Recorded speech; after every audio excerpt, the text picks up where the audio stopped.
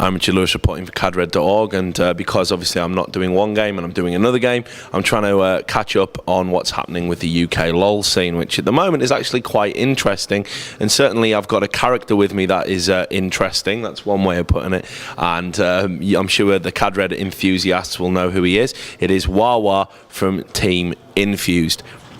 Right then, so where to begin? Let's talk about your definition of yourself as being the best AD carry in the UK. I thought you might. How much of that is a genuine statement by you, and how much of that is like a little bit of fun, a little bit of bluff?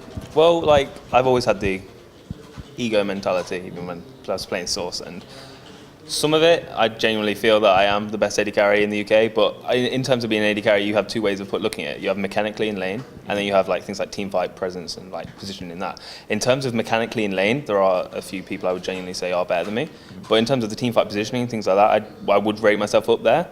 And like, if you look at the AD carries in the UK, we do have a very strong few at the very top. I'd say there's about 3 or 4 there, including myself, and then we do have the next tier who aren't the greatest. Like in the UK, we have quite a lot of good players, but in terms of AD carries, we don't actually have that many. So I think I genuinely would consider myself to be the best, one of the best in the UK, but in terms of being the very best, no, I'm not the very best AD carry. Who would you say is? Putting me on the spot. In terms of AD carries who have a team, I'd say myself. In terms of AD carries who don't have a team, I'd say Ruben chewed up. Let's talk about the UK scene just in general before we get onto the wonderful Infused adventure. It was a slow start. I mean, UK LoL just seemed to be really... there weren't any kind of structure to it. There wasn't any teams. Organisations were really unsure about whether to get involved and pick teams up. Here we are, kind of season 3, and finally UK organisations are getting involved. We're starting to get a decent competitive scene. We're starting to watch high quality games. What's it like being part of that scene, and what do you make of the UK scene overall in comparison to others? I think it's always been a strong scene. It's just that people don't know where to look to find these other players. Like if you look back before these Dignitas Animates and all the teams actually could like compete with the European players, everyone would have said the UK scene was awful, but it always has been strong. We've always had diamond players. Like even now I'd say we'd have roughly 30 or so high diamond players, which is really good. Like we've even had, say, 5 or so challenger players, which is the very top of the scene. So like, I think it's good, but in terms of competing with the rest of Europe, we're still not quite there. But I think that's just down to the fact that we are starting to find our feet now, as you've said. And like in the last few months, there's been quite a few LANs. I still think we do lack on the online league. Sorry. So we've got the LANs there, such as Epic LAN. We've had the MCM event. We had Liverpool Community College, which not people heard about. We have I-Series coming up, which is going to be 12k prize pool for that. So we have the LANs. I just think we need to support it a bit more with the online section of it, so we can get the talent out, so people can actually see that we do have some good players. Because at the moment obviously you have the UK players in LCS, Shaka and Snoopy. We used to have Freddy 122, but they're not making UK teams. They're in the EU teams, which is just, I'm not sure why that is. I'm not sure if it's UK players don't get on with the rest of the UK scene, but we do have a few upcoming UK teams that can start to like Animate, Dignitas. They both went to the Gfinity event. They did all right. Animate obviously not as well, but we are slowly getting there. And I think give it season 4, I genuinely can see 1 or 2 of the UK teams going to the LCS qualifiers. What about maybe some prolonged involvement in the MCS? I'm guessing you've been following that as well, have you? That's the Mobifier, kind of almost like the streaming thing. Yeah, well, it's the kind of sub-tier teams. It's designed to kind of promote the amateur scene. I don't know if you've seen it. I've not really been following that. I know they've been doing a lot with the streamers lately with the Mobifier network, but I've not really been following any of that really. I just tend to follow the UK scene as it is, and then the top of the EU scene. Yeah, well, but basically it's a kind of very structured league. It looks to emulate the LCS. You know, it's had a lot of. I mean, it's predominantly North American at the moment. You know, but it's got guys like Mega Zero kind of champion it and stuff. And having something like that in the UK could be perhaps beneficial. If obviously, I can't really ask you about that now. You've really fucked that question up for me. Thanks. You know, who would you look to, organisationally speaking, to maybe create an amateur league that UK teams could play in? Actually, I was just going to say that we do have the UK Masters League coming up, which is Animate are running it, but I'm pretty sure it's Razer that are backing it, like financially, and that's going to be a 12 I believe it's 12, actually maybe 10 team tournament, which is it's going to be a league running over 12 weeks, I think it was, and then there's going to be a LAN finals at Gaming. Oh, I'm not meant to say that, but I may as well say it now anyway. It's going to be a LAN finals at Gaming Bunker. Sorry, Haas. But yeah, that's a 1K tournament. So for online, 12 weeks of online play. I'm not sure how many times each team will play each other, but it's basically going to be done through sign-ups. I mean, there are a few teams which I'm not going to go into that are already guaranteed a spot. Yeah. But that will be good for the scene, and I believe that's going to be the first time we've actually had like a proper league like directly aimed at the UK scene on its own, because leagues haven't really been successful. I'm not sure why, but they have never been successful in League of Legends. Like obviously in Counter-Strike they were quite successful, like with enemy down and things like that before it died, but LoL's never really had something. It's interesting actually. I think it's the difference between leagues and ladders, because league play, I wouldn't even say league play was particularly successful in Counter-Strike, because the long-term commitment required, like 12 weeks sounds like nothing to normal people, but to gamers, right, the idea of committing for 12 weeks to like having the same lineup or something is like, what the fuck, you know? Yeah, exactly. So I mean, is that maybe part of the problem? Maybe what we need is some sort of like more kind of open ladder play or something like that, so it's a bit more loose. I think it's just the top of the scene right now is dominated by a few teams, and at the moment it would be just Dignitas really. That's literally, they're the only very top team since Anime have had their roster changes. So it's the fact that people don't want to try hard to actually get to that level, so they make a team like, oh, we're a full diamond team, we're going to make it big, we're going to be the top of the UK scene, and then they don't perform, and then they just break up. So I think teams just need to stick together for a bit longer, and then they will see results. Like if you take Dignitas, for example, I'm not entirely sure on this, but from people I've been speaking to, they have been a team for a very long time now. And obviously they've had 1 or 2 people come in, but they've been a team for a while and they've stuck to it, and now look what they are. They're part of Dignitas, representing the UK scene on the EU level. So let's talk about Infused. Obviously, we've talked a bit about Team Dignitas, and Infused are probably, I would say, the next big organisation down in the UK. That's no disrespect to any of the other ones, but just in terms of pedigree and history, for those in LoL who don't know, you know, Infused have been around a long time and had some great teams, including, I believe, Halo world champions as well, playing for them. So a few good COD teams as well with the sister organisation Prophecy. So I guess you guys are kind of next on the pecking order. What's it like being part of Infused, and how's it all been going, both organisationally and within the team? Well, it's been going great so far. I mean, this is our first line as a team, and we've only been a team for a few weeks. We picked up Jordan, a Raptor, a few weeks ago.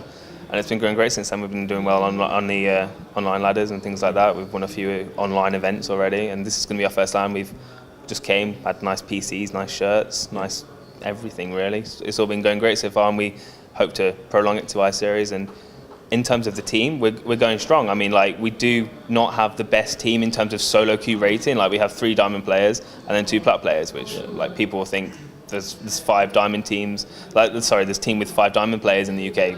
Why aren't they better? Why aren't they being picked up by Infused? And then if you take the I-49 online qualifiers, for example, we beat so many full diamond teams. It just goes to show you that it's not all about solo queue. People think that solo queue is everything. It's not. And like when people do make the excuse of trolls in solo queue, that genuinely is a reason sometimes. Like obviously, if you're a bronze player and you're not diamond, then you think you're a diamond player, then you're just deluded. But like there are actually some very good players, low diamond, high plat, that are good. And people, the 2 on our team, Zedon and Martin, MKONG, they are great players, and they do deserve to be in the team. Okay. So what do you make of the strength in depth of this tournament overall? Because obviously we've got is it 3 randoms and 2 Asians and you and well, you know. The I-49 qualifier or? No. I just want to talk about Epic for now. We can come with the I-49 qualifier. So, what do you think of the strength overall here? I mean, is this a good turnout, or are you a little bit disappointed? Yeah, I'm a bit annoyed actually. I was speaking to Winbar when he was thinking about making the LoL event. I've been pestering him for so many lands now, and he was just like, "Go get a list of people who are interested, and we'll think about it." And I got a team of. It was months ago I did this list now, so a lot of teams since then have actually folded, so they obviously don't want to be here. But I gave him a list of 16 top teams who were like genuinely decent teams in the UK, and none of them have showed up. So it's like in Source, when people say they want lands, and they say, oh, we'll go to this land, we'll go to that land, put a decent price pot up, and they just don't go. So it's like £3,000 for a LoL event. it's decent. And yeah, I'm being told 67 so far signed up and expressed an interest in an I-Series. So why is that? I mean, is that just the prize pot? I mean, what can an event like Epic do to attract more teams? Because everyone says the same thing when you talk to them, like what a great event Epic is, but then you rarely seem to see that reflected in the sign-ups. Yeah, I was wondering that myself, that exact question. I did go around asking people who originally said, oh, we'll go, but then didn't come, and I was just, the only reason they gave was because I-Series next month. And it's like, really? It's a cheap event. It's like £60 or something to come in. It's only like £40 if you do the early bird discount. But apparently they seem to, it's the financial costs of coming to a land this close. And the other reason was it's not a bank holiday, I don't think. I don't actually follow bank holidays or like that. So people can't actually get the time off work. The joy of being a student. Living the dream. But let's also just talk about, I don't know, kind of rivalries and stuff that's been going on. Because whenever we have a thread about League of Legends on Cadred, obviously you're straight in there, wasting no time. We had one, it was just a random bracket thread, it just fucking snowballed out of control. Everyone hating on each other and, you know, saying everyone was shit. Bronze players insulting diamond players and all sorts of nonsense.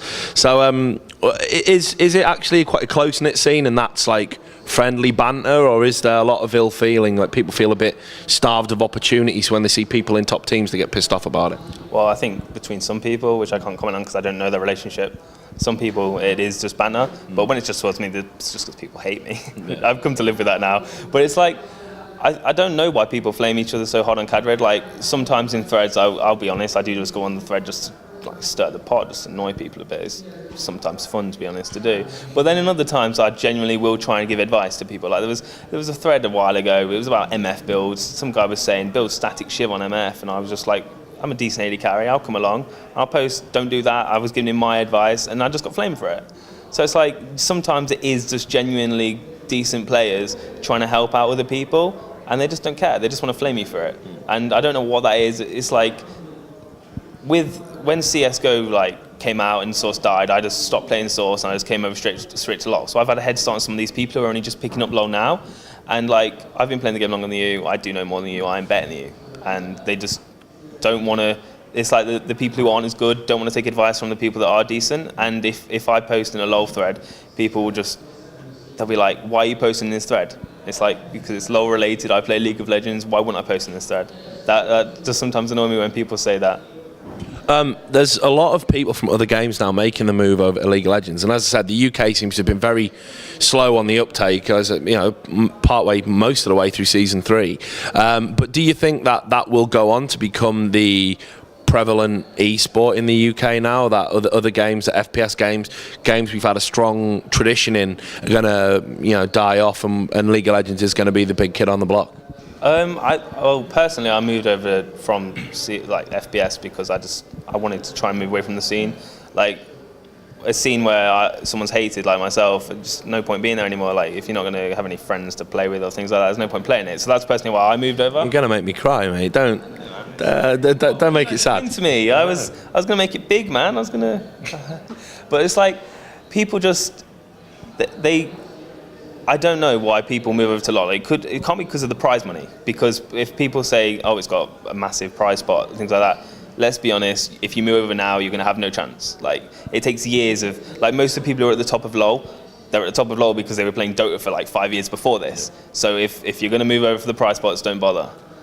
But it's just a fun game to play. I think that's why people like LoL. It's a fun game. It has got the backing from Riot and things like that, and there are a lot of tournaments cropping up, whereas the other tournaments, they're like not getting picked up by major events because of how popular LoL is. So I think people are being forced to move over rather than doing it by choice, just because of the fact, like, it's like, oh, we're getting shot at. Yeah, I just think it's just people want to go where everyone else is going. They don't want to play on their own. Like, play with others, not with yourself. Like that. So what's next for Infused? What are you guys going to be doing? I mean, I'm guessing it's going to be I-Series, and then beyond that, what is there? Next month, Gaming Bunker on the 10th of August. We'll be going that. After that is iSeries. Actually, before that, there is a small LAN in Netherlands. It's just like a small LAN. We're going to try and get to that, see if we can get the financial backing for it. It's just a small LAN. It's something like €1,000 or something. It'd be fun to go to that because obviously everyone loves LAN. Yeah. So going to any event you can really is fun. And then obviously it's the iSeries. It's going to be massive. I'm estimating it's going to have at least, I don't know, over 80 teams at least, because it's going to be a great event because of the fact that it's now got enough money for the top Europeans to actually be interested.